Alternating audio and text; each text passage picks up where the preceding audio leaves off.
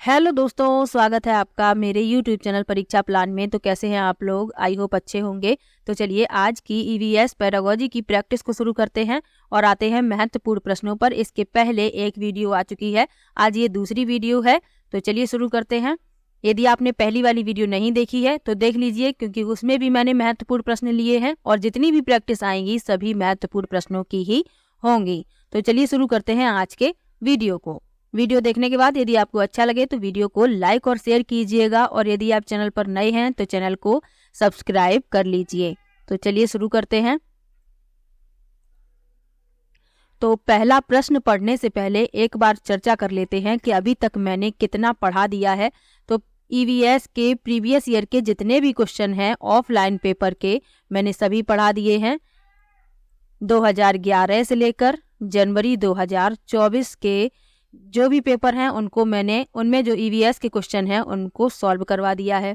इसके अलावा EVS NCERT को मैं हैंड रिटन नोट्स से पढ़ा रही हूँ, यानी नोट्स मैंने खुद अपने हाथों से बनाए हैं और ये नोट्स आपको टेलीग्राम पर मिल जाएंगे। तो आप लोग वो वीडियो भी देख लीजिए। लगभग 24 वीडियो हैंड रिटन नोट्स की आ चुकी हैं और प्लेलिस्ट मैंने उसकी भी बना रखी है। आप लोगों को एक साथ सभी वीडियो मिल जाएंगे। प्रीवियस ईयर के क्वेश्चन की सभी वीडियो आपको एक साथ मिल जाएंगी, उसकी भी प्लेलिस्ट बनी हुई है।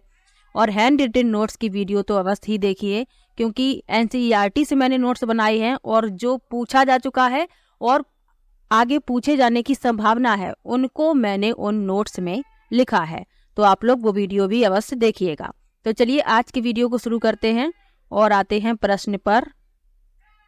पहला प्रश्न दिया गया है, उपाख्यान अभिलेखों में क्या नहीं दर्ज करना चाहिए? पहला है मुख्य रूप से समस्या ग्रस्त स्थितियों की पहचान करना। दूसरा है निर्णय वाले कथनों को लिखना। तीसरा है मजबूतियों और कमजोरियों की पहचान करना। और चौथा है बच्चे की रुचियों और संबंधों आदि की पहचान करना। तो सबसे पहले तो ये जानना आवश्यक है कि उपाख्यान अभिलेख क्या होता है। उसके बाद इन विकल्प में से देखेंगे कौन से सही हैं। तो उपाख्यान अभिलेख अप्रत्याशित घटनाओं में बच्चों के निष्पादन और व्यवहार के संक्षिप्त और महत्वपूर्ण विवरण हैं। यह बच्चों की टिप्पणियों पर आधारित संक्षिप्त लिखित नोट्स, बच्चे कैसे और कहाँ समय बिताते हैं, उनके सामाजिक रिश्ते, उनकी भाषा का उपयोग, बातचीत के तरीके, स्वास्थ्य और पोषण की आदतों के बारे में जानकारी रखता है। तो ये तो हो गया उपाख्यान अभिलेख। अब इसमें क्या दर्ज नहीं करना चाहिए ये बताना है। तो अभी आपको बताया, उस आधार पर आप समझ सकते हैं कि मुख्य रूप से समस्या ग्रस्त स्थितियों को पहचान करना ये शामिल नहीं करना चाहिए, और निर्णय वाले कथनों को लिखना ए और बी इसमें शामिल नहीं करना चाहिए, यानी कि पहला विकल्प इस प्रश्न का उत्तर हो जाएगा।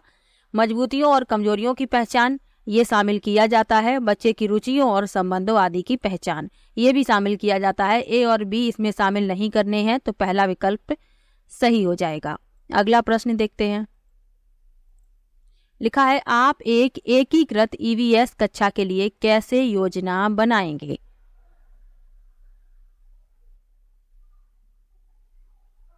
पहला विकल्प है एक पाठ में 2 या अधिक विषय क्षेत्रों को मिलाएंगे। दूसरा है अलग योजनाओं में सभी विषयों को अलग करेंगे। तीसरा है विज्ञान और सामाजिक विज्ञान के लिए अलग अध्यापकों का प्रबंध करेंगे। और चौथा है पर्यावरण विज्ञान के लिए अलग अध्यापक का प्रबंध करेंगे। तो एकीकृत ईवीएस कक्षा के लिए कैसे योजना बनाएंगे ये पूछा गया है। तो एक पाठ में 2 या अधिक विषय क्षेत्रों को संयोजित करेंगे, मिलाएंगे, पहला विकल्प इसमें सही हो जाएगा।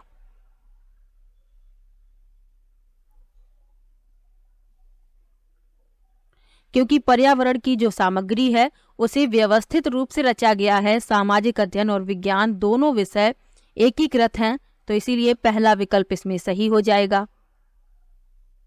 अगला प्रश्न देखते हैं। लिखा है, पुनीत ने अपनी कक्षा 5 के शिक्षार्थियों को मानव शरीर की एक रूपरेखा दी और उन्हें भोजन विषय पढ़ाने से पहले पाचन तंत्र बनाने को कहा। पुनीत चाहता था, पहला विकल्प है परीक्षण करना कि शिक्षार्थी नामांकित आरेख बना सकता है। दूसरा है पाचन से संबंधित शिक्षार्थियों के विचारों को प्राप्त करना। तीसरा है अच्छे ड्राइंग कौशलों वाले शिक्षार्थियों की पहचान करना। और चौथा है पहचान की प्रक्रिया पर शिक्षार्थियों का मूल्यांकन करना। तो पुनीत ने क्या किया कि कक्षा 5 के शिक्षार्थियों को मानव शरीर की एक रूपरेखा दी और उन्हें भोजन विषय पढ़ाने से पहले पाचन तंत्र बनाने को कहा। तो पुनीत का जो उद्देश्य है वह क्या है कि पाचन से संबंधित शिक्षार्थियों के विचार क्या है, उन विचारों को प्राप्त करने के लिए पुनीत ने पाचन तंत्र बनाने को कहा। दूसरा विकल्प इसमें सही है, क्योंकि बच्चे जो हैं अपने अनुभव और अपने परिवेश की समझ के साथ स्कूल आते हैं, तो शिक्षक को बच्चों के इस मूर्त वातावरण में सीखने के अनुभव प्रदान करने होंगे, जिससे वे संबंध बनाने और पर्यावरण से सीखने में सक्षम होंगे। तो इसके लिए पहले ये जानना होगा कि बच्चे के विचार क्या हैं। तो इसीलिए दूसरा विकल्प इसमें सही हो जाएगा। अगला प्रश्न देखते हैं। लिखा है निम्नलिखित में से क्या रचनात्मक आकलन के संबंध में सही नहीं है। नहीं को ध्यान रखना है, यानी कि जो गलत है वह पूछा गया है। पहला विकल्प है रिपोर्ट कार्ड के प्रत्येक तिमाही में इसकी सूचना दी जानी है।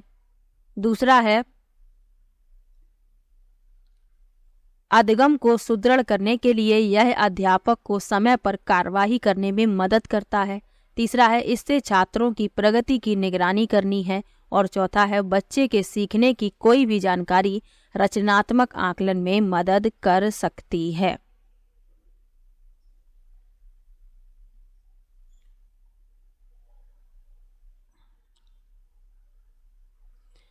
तो इस प्रश्न में रचनात्मक आकलन के संबंध में जो सही नहीं है वह बताना है। तो रचनात्मक आकलन क्या होता है, सबसे पहले तो ये जानना आवश्यक है। तो रचनात्मक आकलन एक प्रकार का मूल्यांकन ही है और जो सीखने से और शिक्षण प्रक्रिया के दौरान बच्चे की प्रगति की निगरानी करने के लिए संदर्भित करता है। और इसमें मौखिक परीक्षण, विभागों, वर्ग परीक्षण आदि प्रारंभिक मूल्यांकन के उपकरण शामिल हैं। तो इसमें जो सही नहीं है वह बताना है। तो पहला इस प्रश्न का उत्तर होगा कि रिपोर्ट कार्ड के प्रत्येक तिमाही में इसकी सूचना दी जानी है। ये गलत है और गलत ही पूछा गया है, क्योंकि रिपोर्ट कार्ड के प्रत्येक तिमाही में इसकी सूचना देना आवश्यक नहीं है, इसीलिए पहला विकल्प इसमें सही है। अगला प्रश्न देखते हैं। लिखा है स्मिता अपने शिक्षार्थियों को कार्य से संबंधित लैंगिक विषमता और रूढ़िवादी छवियों के प्रति संवेदनशील करना चाहती है। स्मिता को निम्नलिखित में से अपनी कक्षा में क्या करना चाहिए। पहला विकल्प है रूढ़िवादी मॉडलों को छात्रों को प्रस्तुत करें। दूसरा है विभिन्न प्रकार के कार्यों के फ्लैश कार्ड दिखाए। तीसरा है केवल लड़कों से प्रतिदिन कक्षा को साफ करने को कहे। और चौथा है एक छात्र की मां को कक्षा में आमंत्रित करें जो ऑटो चालक है। तो प्रश्न में कहा गया है कि स्मिता अपने शिक्षार्थियों को कार्य से संबंधित लैंगिक विषमता और रूढ़िवादी छवियों के प्रति संवेदनशील करना चाहती है। तो उसे क्या करना चाहिए। रूढ़िवादी मॉडलों को छात्रों को प्रस्तुत करना, ये गलत है। विभिन्न प्रकार के फ्लैश कार्ड दिखाना, ये भी गलत है। केवल लड़कों से प्रतिदिन कक्षा को साफ करने को कहें, ये भी, क्योंकि ये रूढ़िवादिता को दर्शाएगा, ये भी गलत है। चौथा विकल्प इसमें सही है, एक छात्र की मां को कक्षा में आमंत्रित करें जो ऑटो चालक हैं, ताकि बच्चों के दिमाग से ये बात निकल जाए कि सिर्फ पुरुष ही ऑटो चला सकते हैं, महिलाएं नहीं। क्योंकि अक्सर बच्चे ये सोचते हैं कि पुरुष ही सिर्फ ऑटो चला सकते हैं, पुरुष ही गाड़ी चला सकते हैं।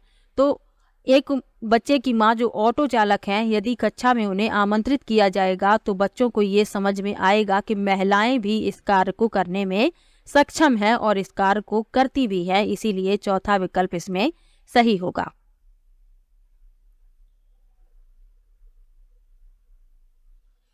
और लैंगिक रूढ़िवादिता की स्थिति से बचने के लिए परिवार में क्या करना चाहिए कि लड़कों को घर के कामों में भी शामिल करना चाहिए। ये नहीं कि सिर्फ लड़कियां ही घर का कार्य कर सकती हैं, लड़के भी कर सकते हैं। ये बात बच्चों को समझानी चाहिए, तभी उनके दिमाग से ये असमानता का भाव निकल पाएगा। अगला प्रश्न देखते हैं। लिखा है कक्षा 5 के समयन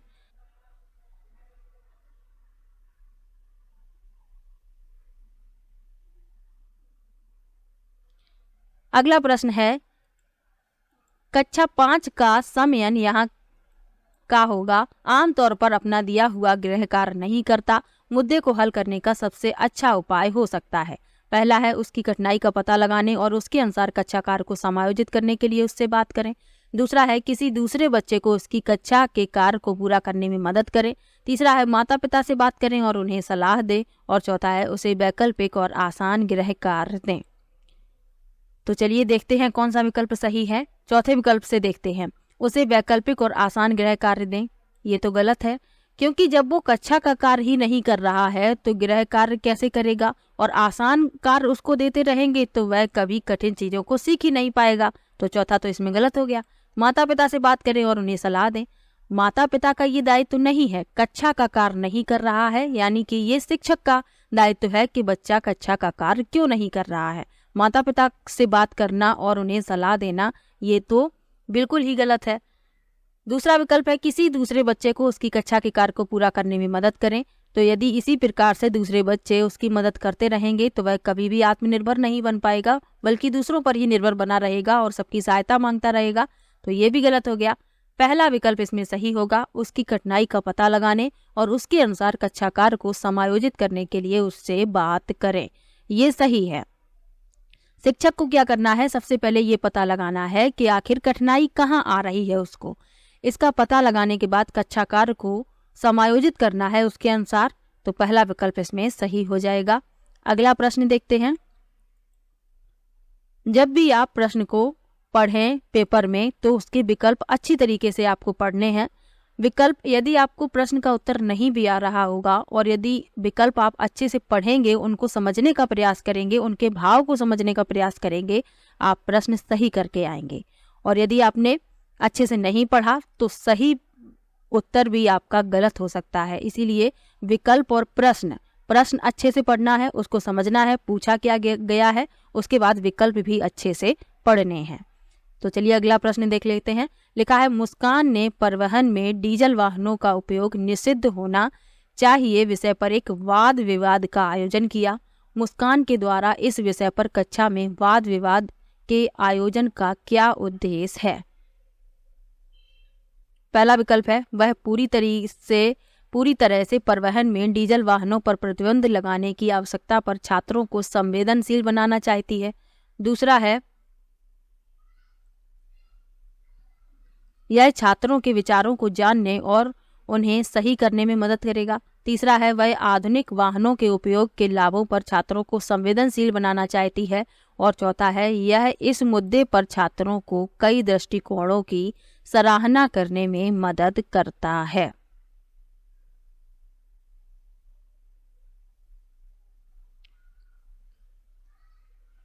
तो मुस्कान ने क्या किया है कि परिवहन में डीजल वाहनों का उपयोग निषिद्ध होना चाहिए, इस पर एक वाद विवाद का आयोजन किया है। तो मुस्कान का जो उद्देश्य है वह है कि यह इस मुद्दे पर छात्रों को कई दृष्टिकोणों की सराहना करने में मदद करता है। चौथा विकल्प सही है, क्योंकि सभी अपने अपने विचार प्रस्तुत करेंगे तो इससे क्या होगा, छात्रों को कई दृष्टिकोणों की सराहना करने में मदद मिलेगी। चौथा विकल्प इसमें सही है। अगला प्रश्न है ईवीएस में मानचित्रण कौशल। पहला विकल्प है लैंडस्केप खींचने के कौशल को विकसित करता है। दूसरा है पूर्वानुमान और गणना के कौशल को विकसित करता है। तीसरा है रिकॉर्डिंग कौशल को विकसित करता है। और चौथा है स्थानों की सापेक्ष स्थिति की समझ को विकसित करता है।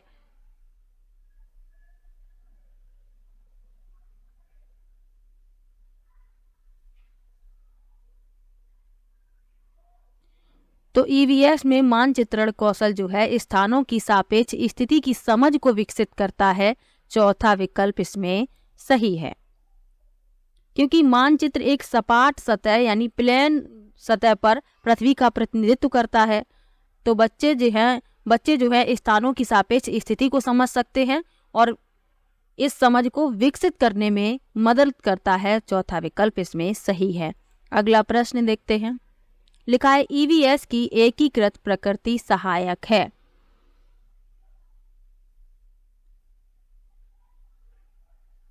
पहला विकल्प है पाठ्यचर्या के भार को कम करने और विशिष्ट प्रकरणों को पेश करने में। दूसरा है पाठ्यचर्या के भार को कम करने और शिक्षार्थियों को सार्थकता पूर्वक सीखने में। तीसरा है शिक्षार्थी केंद्रित उपागम का पालन करने और संकल्पनाओं की अधिक संख्या का परिचय देने में। और चौथा है दी गई सूचनाओं और विवरणों से सीखने।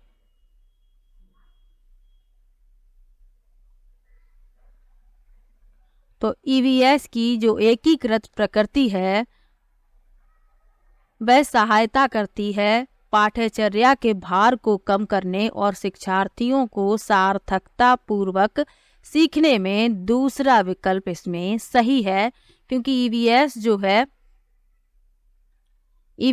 है एक बहुआयामी विषय है जो विभिन्न शैक्षणिक क्षेत्रों के महत्वपूर्ण सिद्धांतों को शामिल करता है। यह एक व्यापक क्षेत्र है जो ईवीएस के बुनियादी सिद्धांतों के साथ साथ संबंधित विषयों जैसे सामाजिक विज्ञान, भाषा विज्ञान, गणित आदि का अध्ययन कराता है। तो इसीलिए दूसरा विकल्प इसमें सही होगा। अगला प्रश्न देखते हैं। लिखा है निम्नलिखित में से क्या ईवीएस में आकलन का एक व्यापक संकेतक नहीं है? आकलन का व्यापक संकेतक नहीं है पूछा गया है। मैं हर बार कहती हूँ पेपर में जब भी नहीं का प्रश्न आए बहुत ध्यान से उसे हल करिएगा।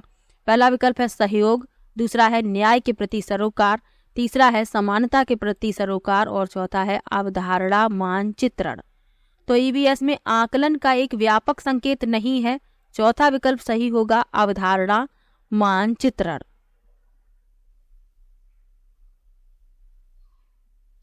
अगला प्रश्न देखते हैं।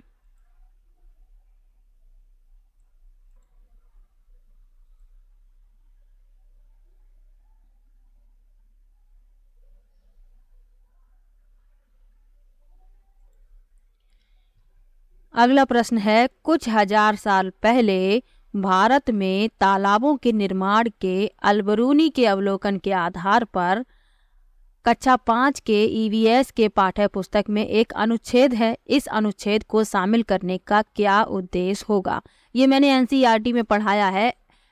जो मैं हैंड रिटन नोट्स पढ़ा रही हूँ उसमें मैंने इस वाले टॉपिक को पढ़ाया है। अलबरूनी एक टॉपिक उसमें दिया गया है तो मैंने वहाँ पर उसमें पढ़ाया है। पहला विकल्प देख लेते हैं। यह इतिहास के स्रोतों की पहचान करने में शिक्षार्थियों की मदद करता है। दूसरा है यह शिक्षार्थियों को उनके अवलोकनों की रिकॉर्डिंग में सुधार करने में मदद करता है। तीसरा है यह शिक्षार्थियों को कुछ 1000 साल पहले भारत में मौजूद तकनीकी की सराहना करने में मदद करता है। और चौथा है यह शिक्षार्थियों को इतिहास में साक्ष्य की भूमिका की सराहना करने में मदद करता है। तो अब इसमें से बताना है क्या सही है। तो यह इतिहास के स्रोतों की पहचान करने में शिक्षार्थियों की मदद करता है, बिल्कुल सही है। यह शिक्षार्थियों को उनके अवलोकन की रिकॉर्डिंग में सुधार करने में मदद करता है, ये गलत है, क्योंकि शिक्षार्थी उनके अवलोकन की रिकॉर्डिंग में सुधार कैसे कर सकते हैं? वो तो अलबरूनी द्वारा लिखे गए हैं। तो ये गलत होगा। सी सही है, यह शिक्षार्थियों को कुछ 1000 साल पहले भारत में मौजूद तकनीकी की सराहना करने में मदद करता है और यह शिक्षार्थियों को इतिहास में साक्ष्य की भूमिका की सराहना करने में मदद करता है। अवलोकनों की रिकॉर्डिंग में सुधार नहीं किया जा सकता है। ए सी डी इसमें सही है। दूसरा विकल्प इसमें सही होगा, ए सी और डी। अगला प्रश्न देख लेते हैं। लिखा है अपनी कक्षा में 50 से अधिक छात्रों के साथ वाणी उन्हें एक ऐसी गतिविधि में जोड़ना चाहती है जिसमें सीखने को बढ़ाने के लिए अधिकतम संख्या में इंद्रियां शामिल हों। निम्न में से कौन सा क्रियाकलाप उपरोक्त कार्य के लिए ठीक होगा? पहला विकल्प है कौशलों के प्रदर्शन के लिए समुदाय से संदर्भ व्यक्तियों को आमंत्रित करना। दूसरा है समूह चर्चा को प्रोत्साहित करना। तीसरा है उचित एवी साधन के लिए स्मार्ट कक्ष का उपयोग करना। और चौथा है नजदीक के स्थान के लिए क्षेत्र भ्रमण का आयोजन करना। तो वाणी क्या करना चाहती है? अपनी कक्षा में 50 से अधिक छात्रों के साथ ऐसी गतिविधि करना चाहती है जिसमें सीखने को बढ़ाने के लिए अधिकतम संख्या में इंद्रियां शामिल हों। तो चौथा विकल्प सही हो जाएगा, नजदीक के स्थान के लिए क्षेत्र भ्रमण का आयोजन।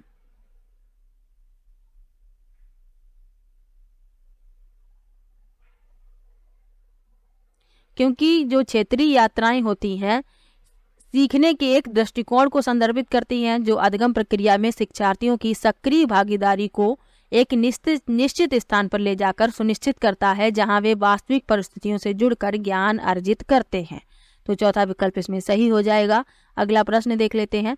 इकरा अपने शिक्षार्थियों को ईवीएस में समाचार पत्रों और पत्रिकाओं को पढ़ने के लिए प्रोत्साहित करती है। पहला विकल्प है ये मनोरंजक संसाधन उपलब्ध हैं। दूसरा है ये शिक्षार्थियों को उनके अपने संसार से जुड़ने में सहायता करते हैं। तीसरा है ये शिक्षार्थियों को स्वतंत्र बनाने में सहायता करते हैं। और चौथा है ये शिक्षार्थियों को प्रतिस्पर्धी बनाते हैं।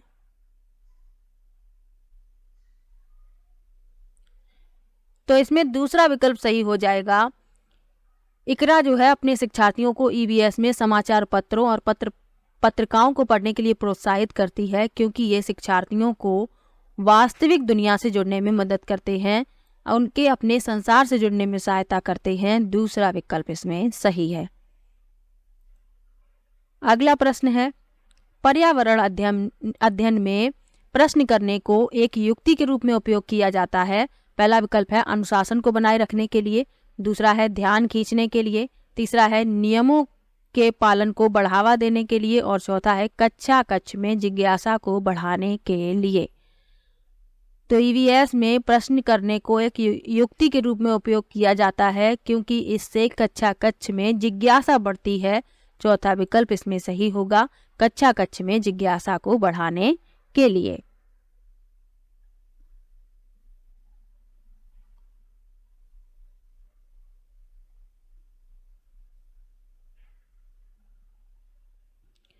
तो आज की वीडियो में कुल 14 प्रश्न लिए थे। पैरागोजी के इम्पोर्टेंट क्वेश्चन थे। किसी भी प्रश्न में आपको डाउट हो तो आप कमेंट बॉक्स में ज़रूर लिखिएगा। मैं सभी के कमेंट पढ़ती हूँ और सभी को रिप्लाई भी देती हूँ। इसके अलावा प्रीवियस ईयर के क्वेश्चन की वीडियो भी आप ज़रूर देखिएगा।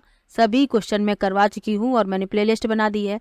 ईवीएस हैंड रिटन नोट्स की वीडियो भी आप लोग अवश्य देख लीजिए। डेली रात को 9 बजे ईवीएस के हैंड रिटन नोट्स की वीडियो आती है 9 बजे। तो आप लोग वो वीडियो भी देख लीजिए। और टेलीग्राम पर आपको पीडीएफ मिल जाएंगी, तो वहाँ से आप लोग पीडीएफ ही डाउनलोड कर सकते हैं। और टेलीग्राम पर मैंने प्रीवियस ईयर के पेपर भी डाल दिए हैं, तो आप लोग वहाँ से प्रीवियस ईयर के पेपर भी प्राप्त कर सकते हैं। तो चलिए मिलते हैं नेक्स्ट वीडियो में। और किसी भी प्रश्न में डाउट हो तो कमेंट में ज़रूर लिखिएगा।